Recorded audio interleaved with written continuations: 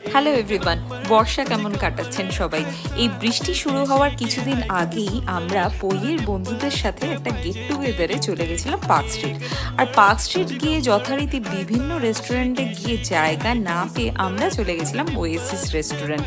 গিয়ে দেখলাম বেশ ফাঁকা, প্রথমেই কিছু মকটেল অর্ডার করে আমরা খাওয়া শুরু করলাম।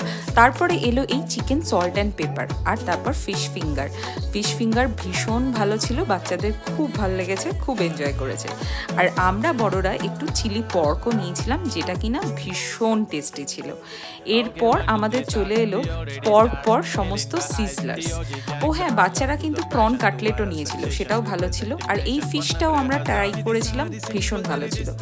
আর এরপর এই যে সমস্ত সিজলার একের পর এক, একটা ছিল মিক্স গ্রিল সিজলার, একটা ইন্ডিয়ান সিজলার ছিল, আর এই ফিশ সিজলারটা তো মুখে লেগে আছে।